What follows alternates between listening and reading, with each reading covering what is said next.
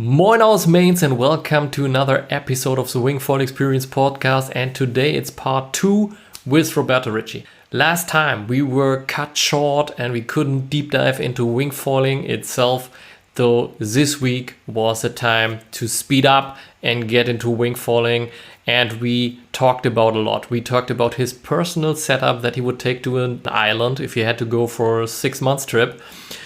And why, obviously. We talked about his mindset, his approach when he develops gear, what he thinks where the future of wingfoiling is headed, gear-wise, where is the R&D going, and so much more. Really enjoyed talking to Roberto a second time, and obviously we could probably have talked 1 hour more, but we couldn't because he had to head into another meeting. Really enjoyed it. Please welcome Roberto Ricci.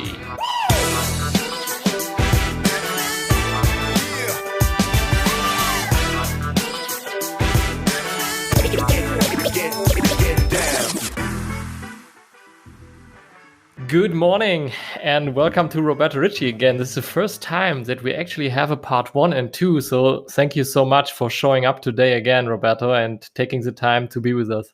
No problem. My pleasure, guys. So I decided this morning that asking surfers how they are is probably not the right questions. I told myself it's probably better to ask, have you been on the water lately? Me? Yeah, we had a fantastic weekend. It was light breeze between 12 to 15. Classic summer weather thermal breeze. And I had a blast. I was testing out a new wing, super lightweight, and I was learning how to do techs on the switch stance. So I was very happy. The whole day I felt like I was back in the windsurfing days. When you start to learn how to put your board sideways, and you ray ride. And it was just fantastic. I falling and then coming up and try next one, and wow, it's so exciting, so exciting. So in the end, I was able to do, I think, 7 out of 10. So I was really happy, really nice. Happy. But the feeling of learning, man, is like wow, just takes your mind away. It's just so. I was out for 3.5 hours on Saturday and another 3-4 hours on Sunday. And super stoked. Had a blast. Nice. We actually had some wind on the forecast for today, but it kind of disappeared. Let's see if I can hit the water this afternoon. I hope to score a little bit. Yeah. What's your stance when you're surfing? Like, what's your favorite stance? It's really weird because I'm a windsurfer by nature, and so I'm basically doing both. I can switch stance quite easily. I'm not a good surfer. I only longboard. I do some longboarding, and I used to be regular. If I snowboard, for example, I prefer to use. I'm regular. So, but if I surf, I feel great doing, riding goofy. I have no problems with that. But skateboarding, my kid always tells me, my son always says, you're a mongolus. It's basically when you put your foot in the back of the board, you put the opposite. So it's like I'm like a mess. But I can ride both feet on the board, no problem. I don't have a problem with that. Even though I must say that lately, by riding so much in South Africa with a surfboard and strapped in, I start to prefer goofy riding. So right foot forward when I wave, right. So I tend to get used to that more because over there you always you depending on the wind. When you're riding with a kite and not so much the waves. So you're always depending on that. And I always ride, it's always Portec. So I ride with I'm regular when I go out and I'm goofy when I come back. So I ride waves with my right foot forward. Nice. A close friend of mine, Peter, he likes to jump in regular stance, like really big air jumping. and he likes surfing in goofy stance because he's also a windsurfer. So he also told me like I'm comfortable riding both, and he concluded that he's born for South Africa. He's born for Cape Town. Well, you should spend maybe 6 months in Maui. Then he said he can say that he was born for Maui as well. So there's always a good excuse to spend time in different places. I let him know. Yeah. I was just asking about your stance because I noticed that a lot of wingfoilers, they depend more on their favorite stance. Like when they're riding tags or jibes. For me, I'm a regular. I ride most of my jibes in regular stance. So if I go jibe in the direction I go to my right, I switch first my feet and then I jibe, and on the other one, I first jibe and then I switch my feet. So do you have this kind of thing? I don't know. I always prefer. Let's say if I ride switch, for example. Toe edging basically with a kite. If you basically ride with the wing on your back, not in the front like that, I tend to be feeling better, much better, having my right foot forward. So that's the only thing, out of the 4 type of stance you can have: a switch stance or regular stance, and then goofy or regular. I tend to my worst position would be basically switching stance on regular. That I really have to practice, mainly for pumping. I feel that the sport is becoming, it will bring people to be symmetrical because you ride so much on flat water, and I think people have to learn how to switch stance and to ride any type of stance. I think it's going to be quite a good exercise, like skateboarders do. Skateboarders, when you're a good skateboarder, you want to be riding everything. Switching stance, switching. So it's really important to be able to be symmetrical more and more. Yeah, I figured out that when I first started wingfoiling, it's basically like in English, I think you say mowing the lawn, like you're just going back and forth along straight lines. And the better I got, the easier I can have fun on a very small piece of ocean or river or whatever it is, just going in circles, right? Amazing feeling. It's just an amazing feeling. And depending on the water platform you have, you can really use a very small one or a huge one. You can buy a little bit of swell that is coming, towards a pier, for example. If you have a little gulf or a little point, and you can just ride those little waves coming through. If there is boats passing by, you can ride their wakes. It's just amazing. You really, this thing underneath is just like vital. It's just becoming. I don't want to ride anything else. I just want to be out on foil every day. If I look at the board without the foil, now it feels very strange. Yeah.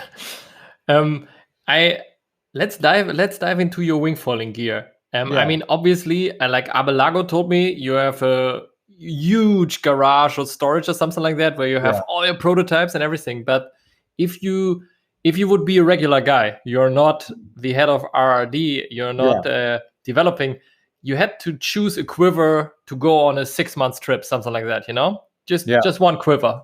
Yeah. What would you take with you and why? Talking about wingfoiling or all water sports? I would ask about wingfoiling in particular. Yeah, wingfoiling. If I just go on a trip, I would definitely take my Beluga 95 liters and my Wing 5 and 4. These would be the two only wings I would carry with me, very close together. I wouldn't go 3 or 5. That would be too big of a change. I think it's. You can either go 6 and 4, but I like so much more to have a small wing rather than having. I prefer to pump, and then I would take my aluminum foil, the 85 centimeter mast, 76 centimeter fuselage, and then I would take only 2 wings. I would definitely take my 2400, the huge one, the huge wing, and the rear wing with 373 square centimeters, and then I would take my 1200 Dynamic Pro wing in the front and a small 250 square centimeter for the back. But I wouldn't change it. I like the 76 centimeter fuselage. I really have a good feel, even with the smaller wings when it's really windy. I'm not such a radical guy. I don't do jumps or crazy maneuvers. So I just like to ride on flat water or waves, for example. And I'm a surface kind of guy. You know, I don't jump. I don't do airs. So for me, it's just more of a smooth way, you know, transitioning, and riding waves is very important. I love pumping. I love riding by pumping, and the downwinders. Oh, downwind is the best. Downwind is like mind-blowing. Oh, it's crazy. The feel you get by downwinding is just, you learn how to look at the water in a completely different way. And it's very physical, of course. So it's a good exercise. And you learn how to ride, and you just take every opportunity to ride a little shot, a little bump here and there. You open up to different type of vision over the water. So it's really, really, really exciting. So, but that would be the Beluga 95 liter, the 165. Then I would take my two wind wings, 5 and 4. And then I would take my aluminum mass, universal mass 85. The new one is just phenomenal. Super stiff, lightweight, doesn't take any water inside. Then the 76 centimeter universal fuselage, and then 2,400 to 1,200. If you want to be bare minimum, you know, that's really, you go with this setup. I could ride from 9, 10 knots, let's say, 10 knots to easily 30 knots, 25, 30 knots. Yeah. That's basically like 90% of. You can take, you know, other wings, of course. The 1,700. It's like, you know, if I were to take only one wing, I would take the 1,700 probably. If I were to choose two, my ideal setup is what I told you. Yeah, interesting. And another question that we get a lot is, what kind of leash setup do you ride? Like, do you have a board leash, for instance? Where do you put it? Where do you put your wing leash? I have a wing leash on my left wrist. I try to switch also to the right wrist sometimes to get used to both, to be symmetrical. And the wrist leash is getting quite an important part in wing foiling. You hate to have it too loose, but you also hate it to have it too tight. When you know, so it's a fine line. I tend to have when I get my back handle, I tend to prefer to have a little slack when I ride. Let's say when my wrist is actually on the rear handle. I tend to have a little slack, but not too loose. Otherwise, it goes everywhere when you're riding the opposite tack. So, but I don't like to be completely tensioned, because then you kind of tend to move your hand underneath and on top, and I don't like that. So, my suggestion for my personal style, I prefer to have a little slack. Let's say the leash is about let's say between 8 to 15 centimeter below the handle line. Loose like that, and I love that. That is really allows me to get the handle on top and bottom. It doesn't really get on my face. It's quite a good setup. And I have a leash with elastic cord, Spectra and elastic cord. I prefer that compared to the coiled one. So I prefer that. And for board leash, and sorry, one question, Roberto. Where do you put the leash on the wing? On the wing. On the wing, yeah. on the wing, I put it on top of the handle. On top of the handle. You put it on the front handle? Sorry, I didn't understand that. Do you put it on the front handle or on the little knot on the leading edge? No, on the little knot. On the little knot. Okay. Yeah. Okay. I started putting it on the front handle because some of my wave foiling friends, they told me that they have when they get washed with a wing, you can rip it off. You can rip it off. Yeah, it's a good choice, but we have two on the 7 square centimeter. We tend to have two connecting points for the leash, so it's stronger. But yes, if you really have to swim out and you put your leash, your wing leash to your ankle, for example, to be allowed to swim faster. It's a good tip to put the leash onto the handle. Yes, that's a good tip. But normally I ride most of the time I ride on flat water. Yeah. So, okay. Yeah. Okay. As board leash, I use a waist leash, a coiled waist leash. I don't like to have this long leash hitting the water. I hate to step on a leash when I switch stands or when I pass on to the, when I move my feet on the board. I want to have a clean deck. I hate to have a leash right there. So I love the waist coil. It's a great thing for wing. I wouldn't do at least of a wing foil. If I don't have a wing foil, I almost prefer to ride without a leash. And do you like the feeling of the belt? I don't mind. Yeah. Actually, it's quite good if you leave, for example, on flat water spots, and you have to walk for quite some time. The waist leash is the best to walk with your board with the foil on top, and you can walk freely, because then your pull on the board is constant and the board doesn't go sideways. It always goes straight behind. And instead, if you put your leash on your ankle, there's always like a movement with your front foot that you actually accelerate the board and the board gets sideways. Then you have to go back and flip it over again. So for people who actually have run for quite a long time, they have to walk for quite a long time to get to the deeper water, I suggest the waist leash. It's just the best.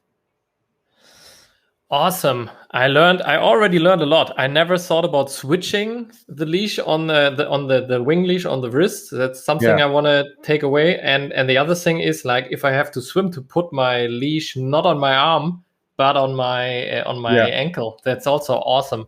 Yeah, it's very important. If you swim with your leash on your wrist, you tend to swim a lot slower, because you're always pulling the leash all the time. So it's good to have it on an ankle. Yeah. And then another thing, if you ride with a watch, for example, it's very important to learn how to switch your wrist because of that. Because normally, if you have, I put my watch on the left, and normally use the watch only for speeding. Check the speed, check the angle you do upwind, and also for phoning. So if you have a phone on your wrist, is very good for safety. If you do long downwinders, stuff, to have the wrist on the other side and to get used to that feeling is a matter of security.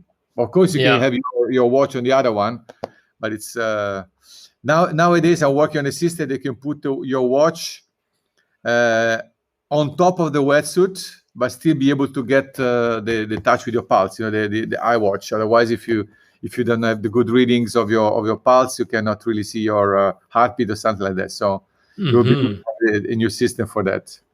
Nice. Yeah.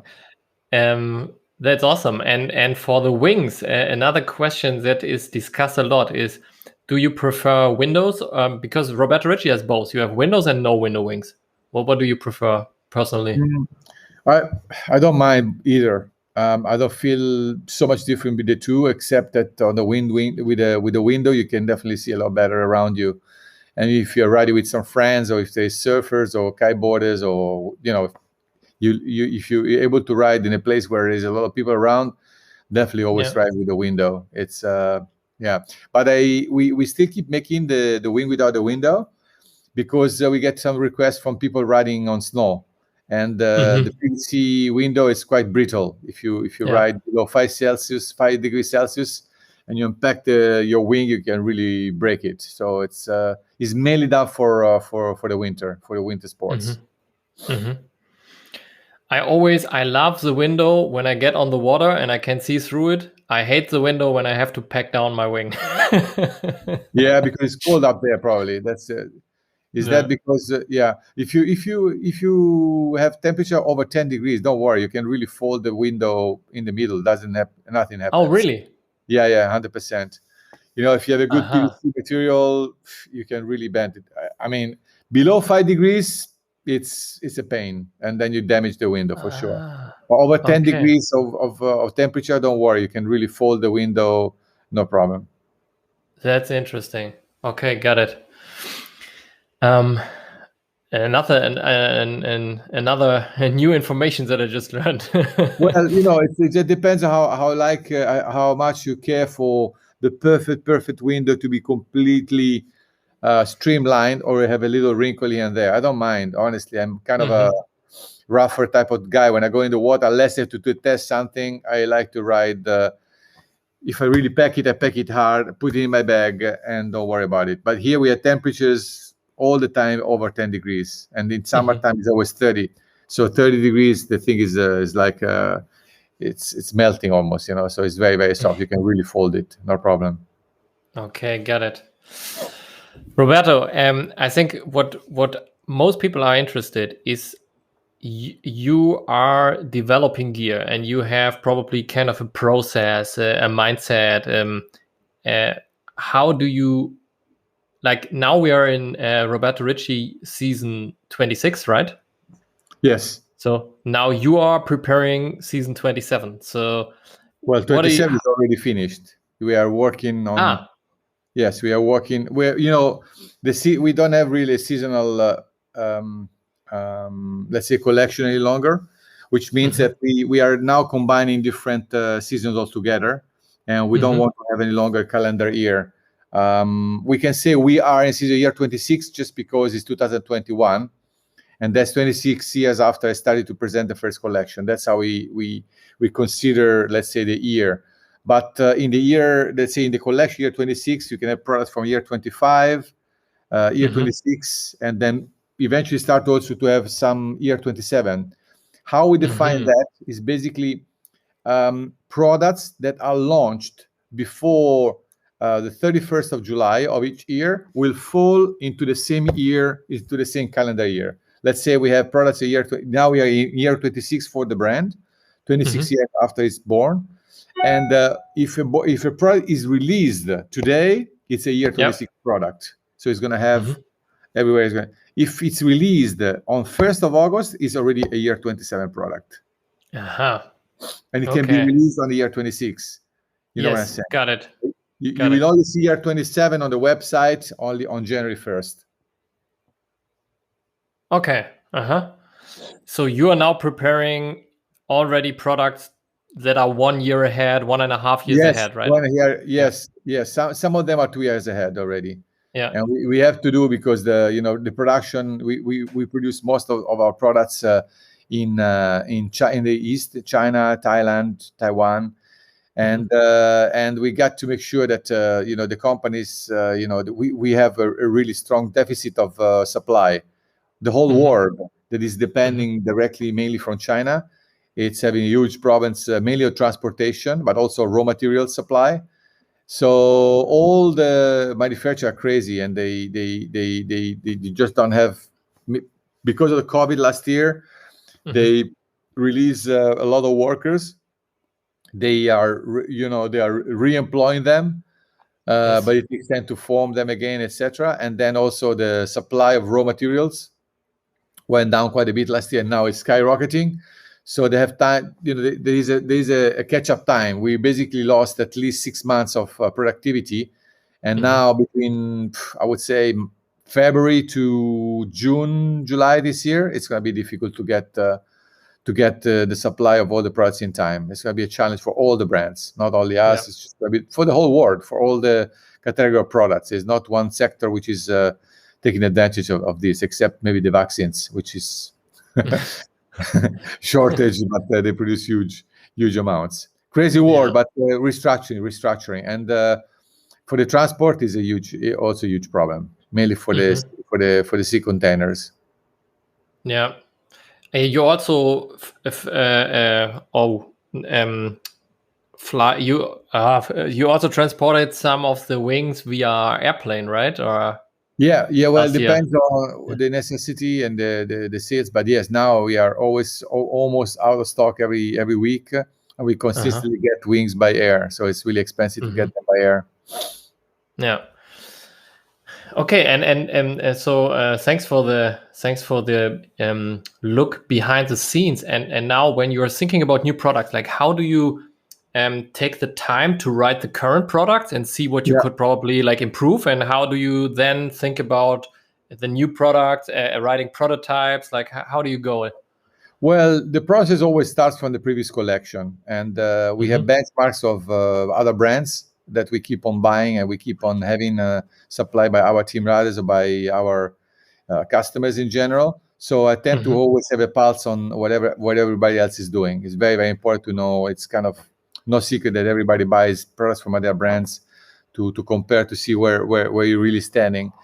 So I try to write as much as possible other people's equipment, and it's at the same time to base on the previous year's equipment. Like right now, the benchmark that we use is our foils, for example, and on that we consistently test either new wings or new fuselages and stuff like that. For example, now we are testing new slalom front wings for high speed, because it looks like the sport, even though I don't think is necessarily the right direction, but it looks everybody wants to speed up with wings. So this is something that is going to come out quite soon. You have to always distinguish testing strategy between sports which exist since many years and new sports. Of course, the testing strategy changes completely when you're testing wings, wing foiling, for example.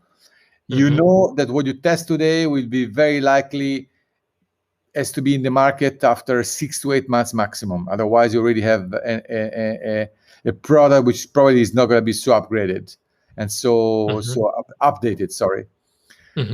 If you ride, for example, kiteboarding or wings or windsurfing, there's a totally different type of setup there, because the sport has grown to a level of technology and design which you don't need to revolutionize everything every year. You can test new stuff, and we do test new stuff to push the boundaries here and there.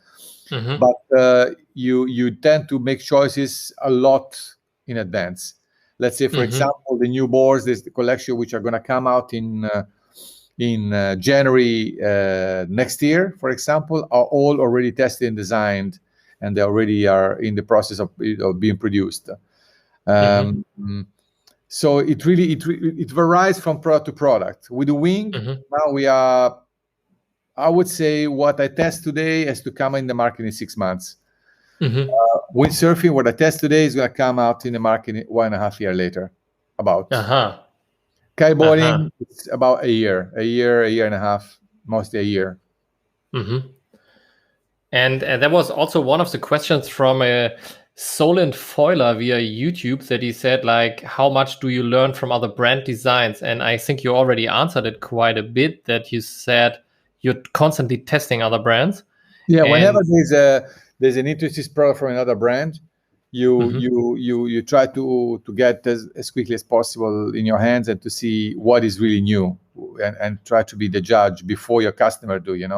The worst part would be to have your customer be your testers, or to compare, to cross compare other things. So it's a process that normally magazine tests do, but then you cannot always trust the testers of magazines. They are very influenced by politics, or most anything really quick impressions, and very often also they tend to be influenced by the weather, the conditions they're riding, and they have very generally a lot of material to test all together. So the test is so I, honestly, to base yourself onto the magazine test alone, it's very wrong. You need to test it yourself with your team to be able to judge if that wing or that board or that foil for the brand it really fulfills all the features that you are aiming for.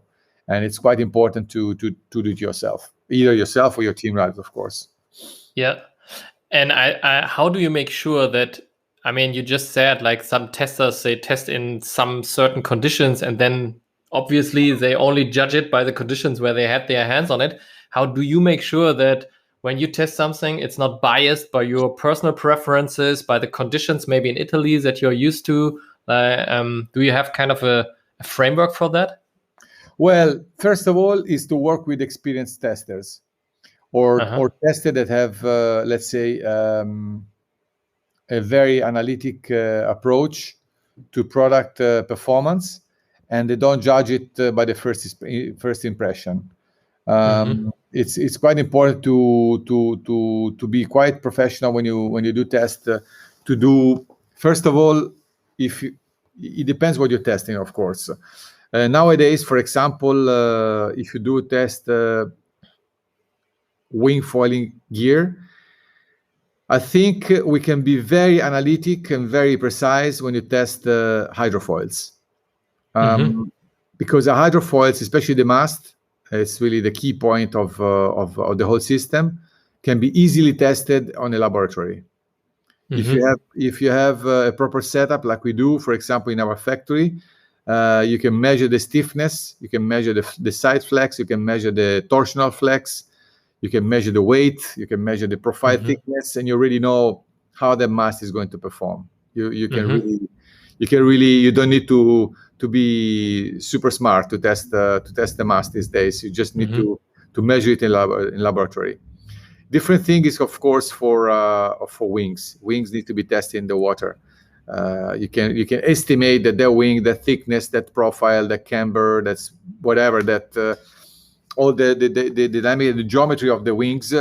You can estimate how they're gonna feel, but once you ride them in the water, it's something that will change quite drastically if you really ride with a different board or with a different wing or with a different type of weight riders or different styles. So wings are very personal. Everything can be really personal, but to me, the mast is the only thing that shouldn't be ever diversified in terms of preferences. A stiff mast is always better. To me, there is no such thing like a soft mast. It just doesn't make any sense. People that tell me, oh, in a pump, I need to have a little flex. To me, it's a completely wrong approach. A mast is a link between the total lift, the total power created by the wings underneath your board, and that power, that lift, or that control of your body back to the wings has to be transferred in a split second without hesitation. There's never have to be transmission of data from your feet to the wings and from your wings to your feet. If people say that, they don't hydrofoil. They are theoretical people. So and maybe a lot of guys that are riding softer mast, they do that because maybe they are not able to make stiffer mast. But for sure, if a mast could be one piece with your board, would be definitely the way to go. So, that reminds me of a very famous TED Talk of Paul Reed Smith, who is a famous guitar manufacturer.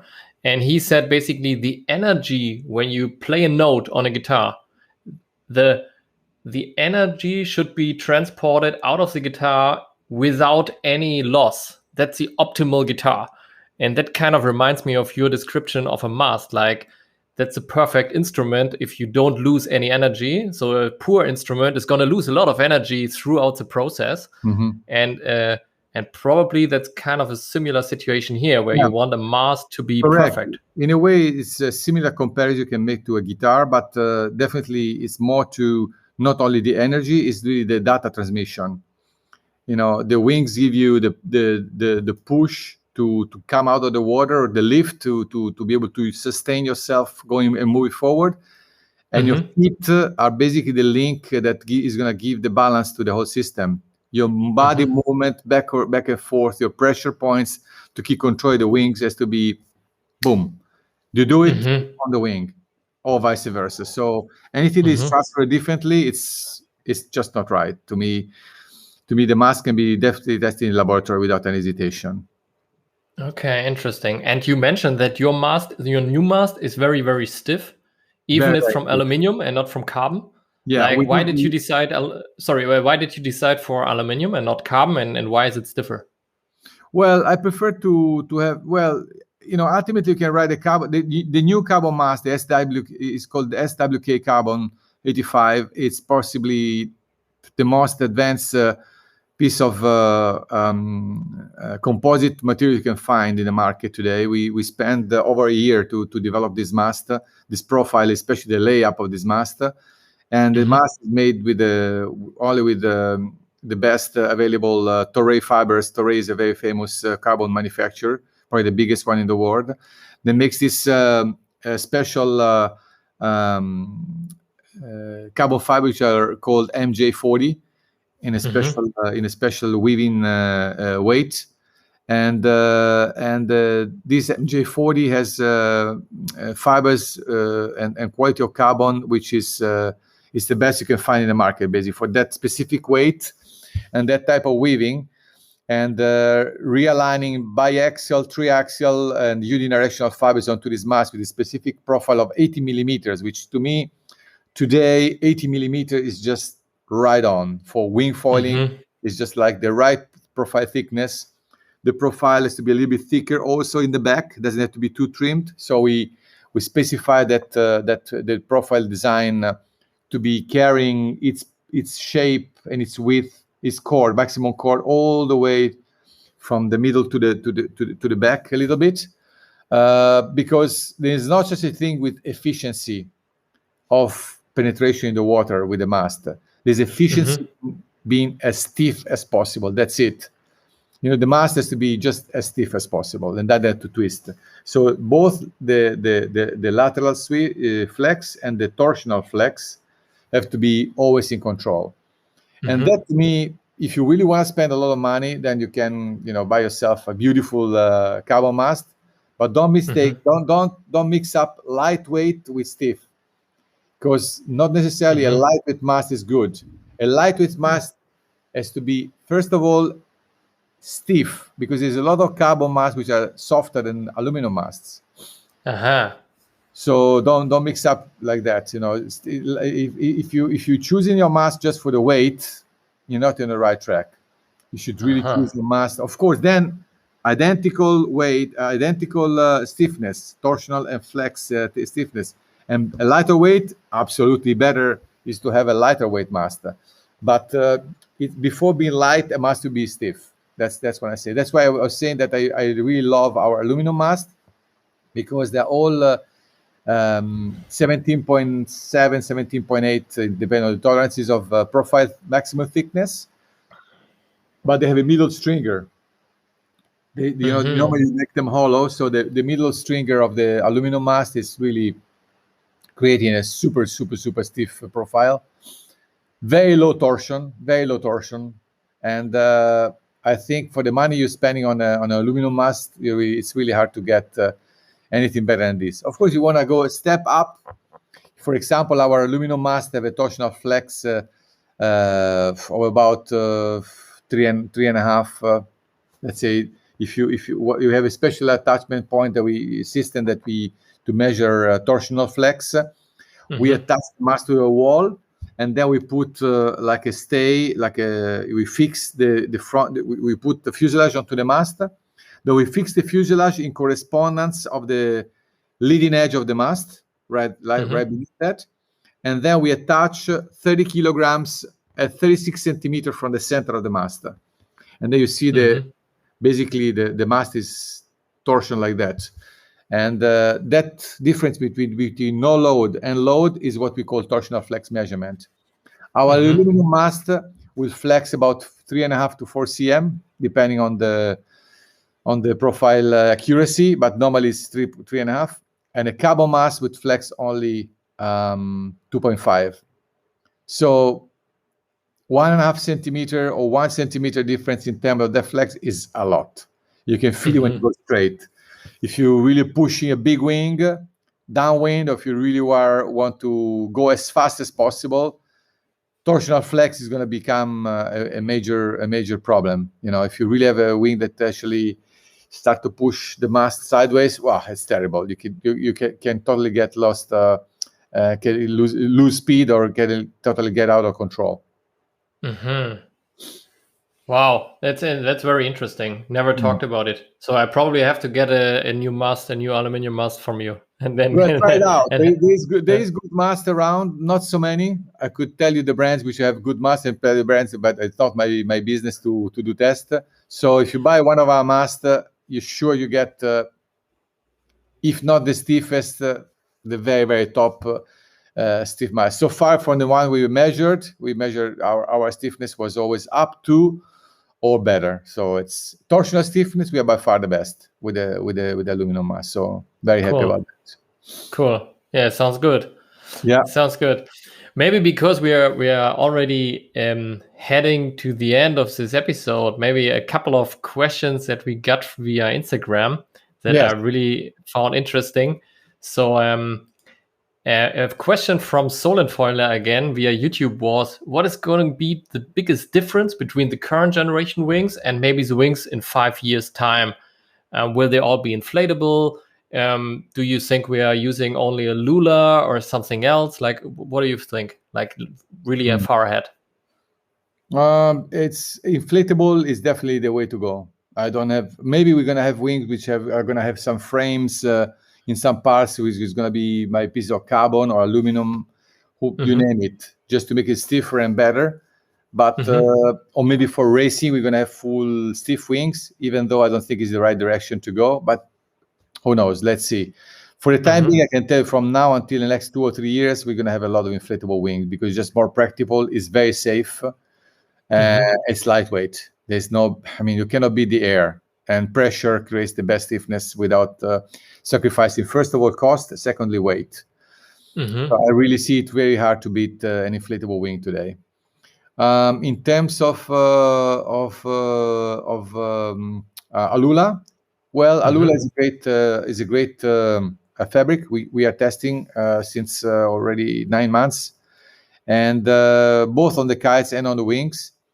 It's definitely stiffer, but it has to be real Alula, the one produced in Canada, because it's 80 grams per square meter, and it's definitely can really absorb a lot of pressure, and you can really design the leading edge a little bit smaller, the strut a little bit smaller to have the same type of stiffness. So I think the only limitation from Alula is the cost. So let's see where it's going to go and see if we manage to get some wings that have a higher percentage of Alula, or only the whole wing maybe by Alula. It's going to be a combination of this. But I think Alula is a good, if it's going to be here from now for the future, hard to say. It feels almost as we are almost like carbon when it came to composites. You know, carbon was really, really expensive, so only a few people could use it.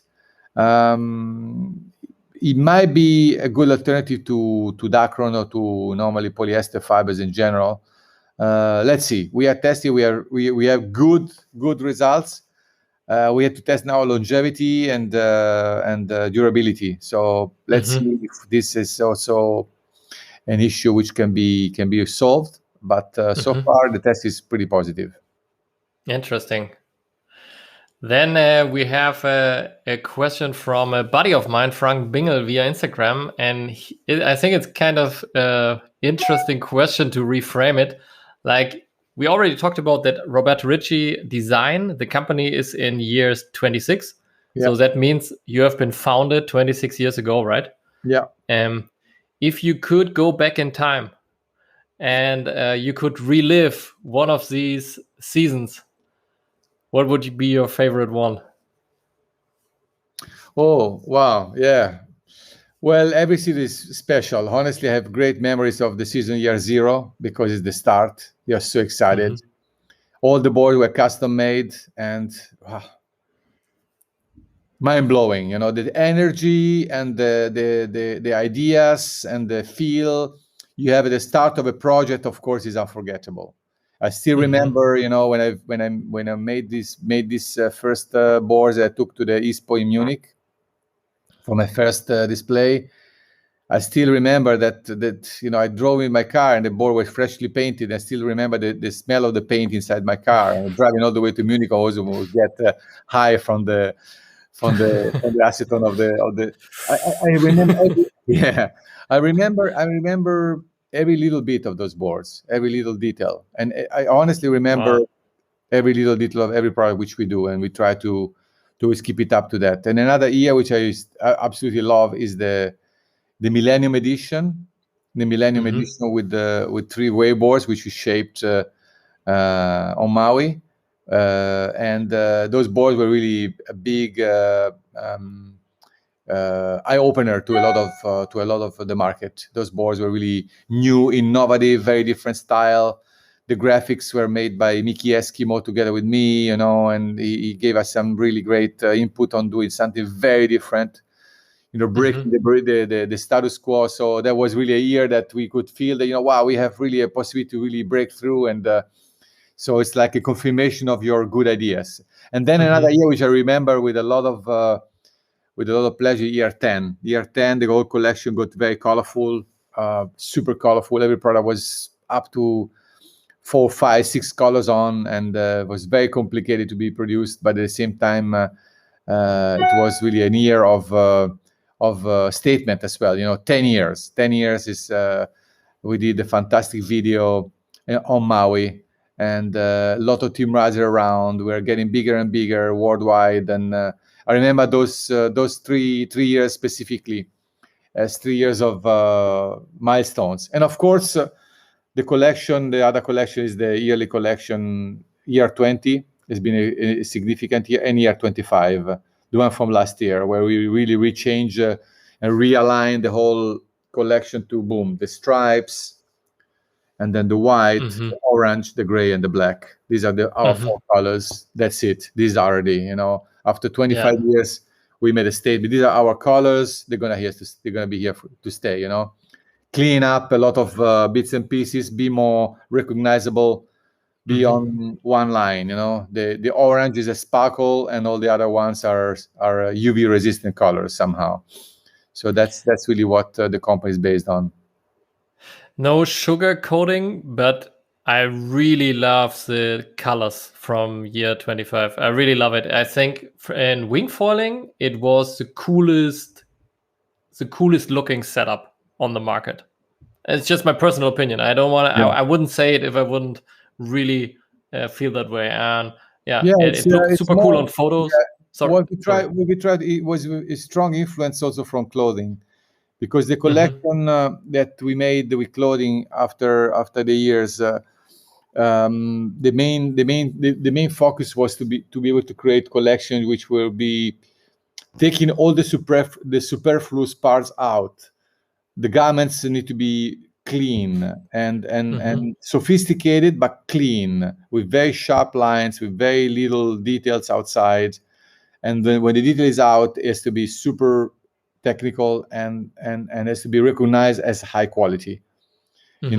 So it's hard to do that on a piece of equipment, because you're not only making things for the look or for the feel or the comfort, let's say, as you do with the clothing, but in onboard designs or kite designs or wings or whatever, you need to be good looking, sharp, but you have to perform.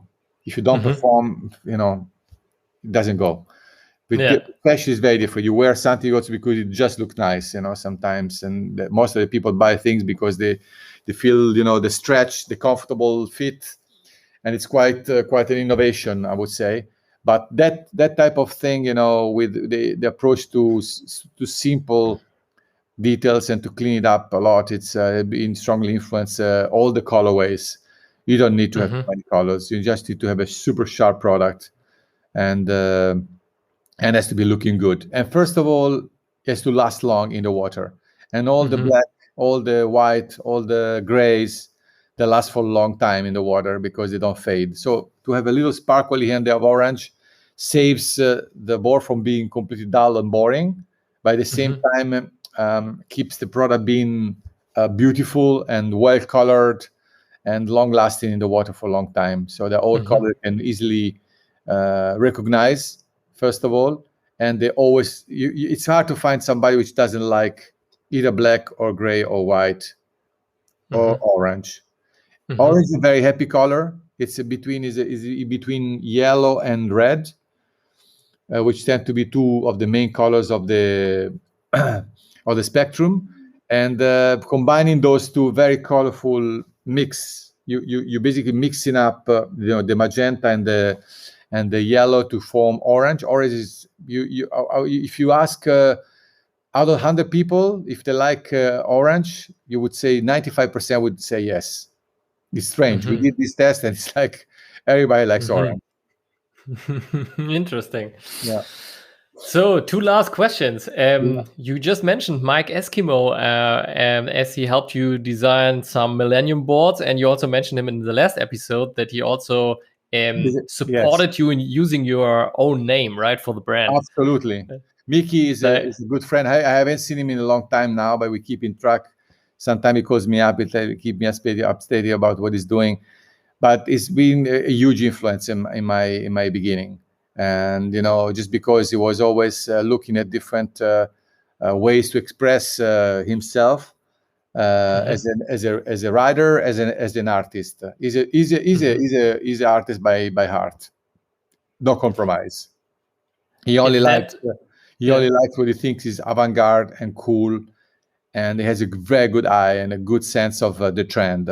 He understands the trends and he's always trying to look different, coolest. You know, he's since he was a kid, he's always looking to be different and cool, and have a different eye. He knows how to pick up cool stuff, cool shit, and that's Mickey. To me, very few people that I met in my life have such a picky eye and such a precise idea about this is good, this is not good. Is that where the two of you? He's like he's say this is shit, this is cool.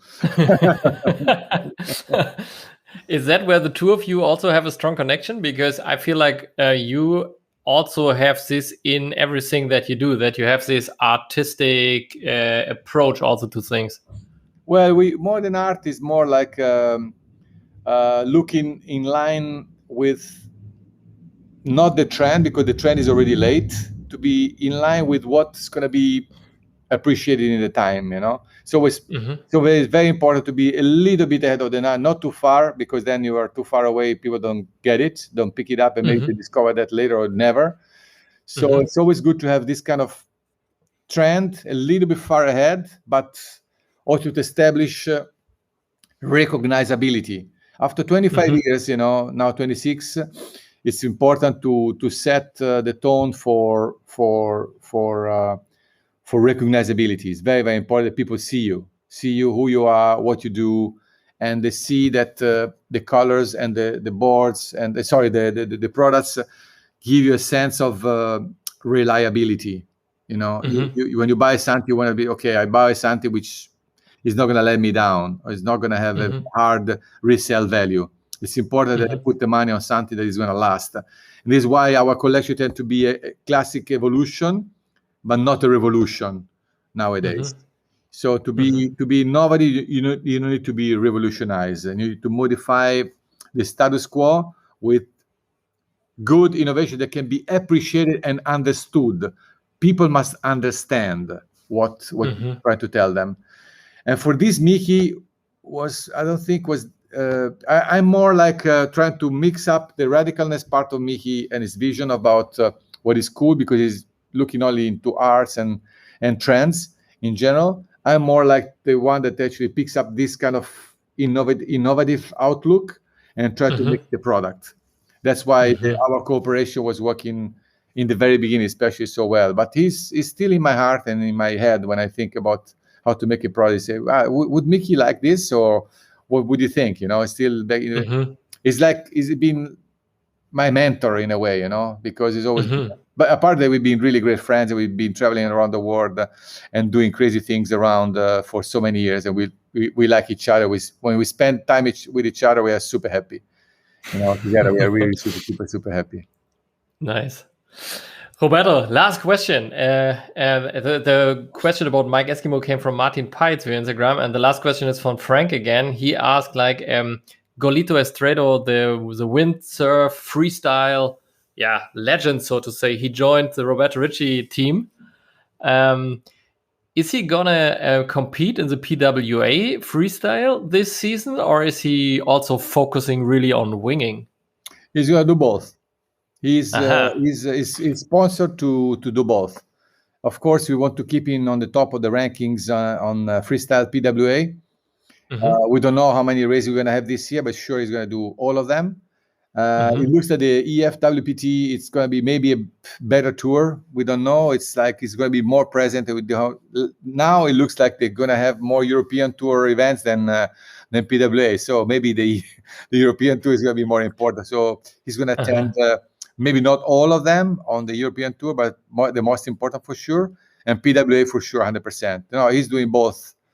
And of course, when we sponsored him, we told him, you know, if you really like to keep, we don't want to sponsor you just for freestyling. I don't think that your personality would be after nine world championships win. I think you'll be satisfied just to win just another one with us. It wouldn't be important for you. Of course, it's important, but it would be change your life. It wouldn't change the reputation of our experience together and the reason why we get together. So we have a project for you. It's called wingfoiling. Are you up for it? And he was already wingfoiling, and he took it on, and he's like so keen. I see Golito now. Every second day, he posts a new video of his. It's just getting better and better and better.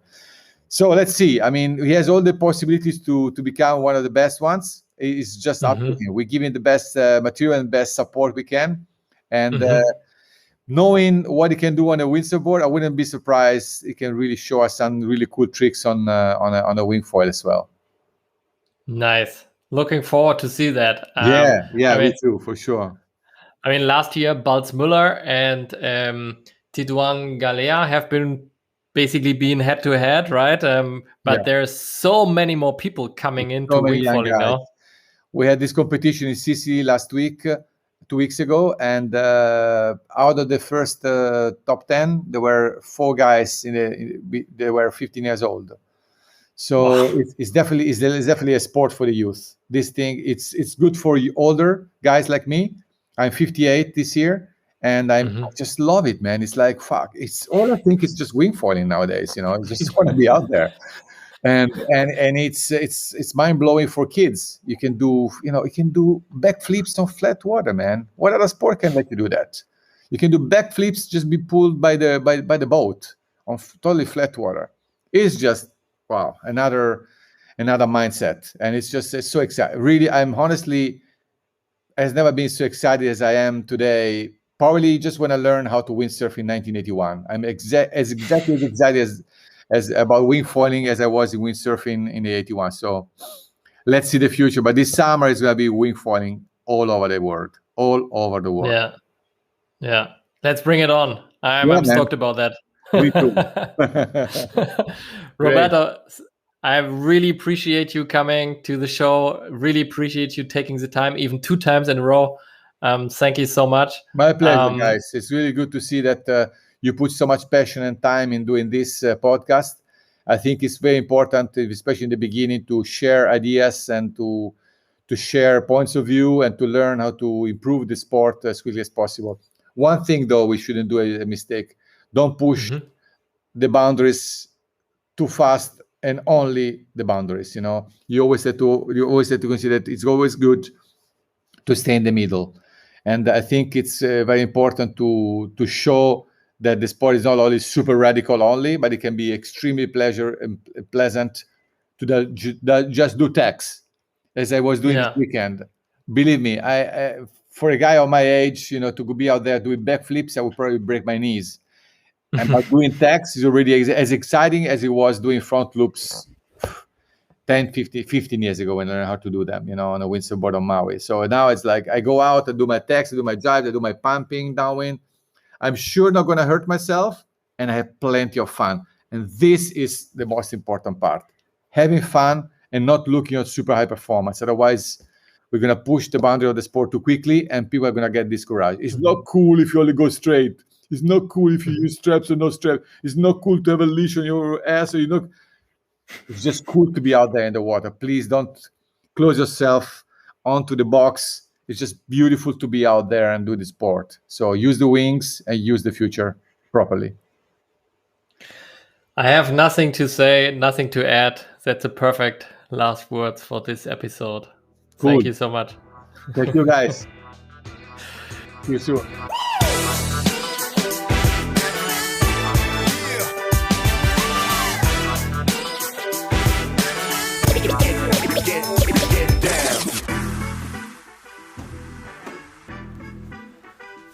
Guys, I'm getting messages here and there from you listening to this show, listening to this podcast. Really enjoy getting your messages. Sometimes it's constructive feedback. Sometimes it's also or just saying hi and just saying, hey, like the podcast.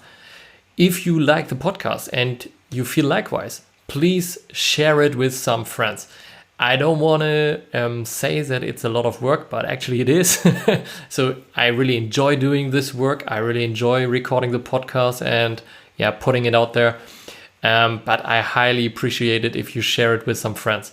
This could be via WhatsApp. It could be via a Facebook post. It could be, just telling your friends about it. Really would be grateful if you do that. If you haven't subscribed to the podcast, wherever you're listening or watching it, if it's on YouTube, Instagram, Spotify, iTunes, wherever you are, and if you can, leave a comment, leave a review, and I highly appreciate that. Guys, as always, check the forecast. If you see some wind, go wing it. Get down.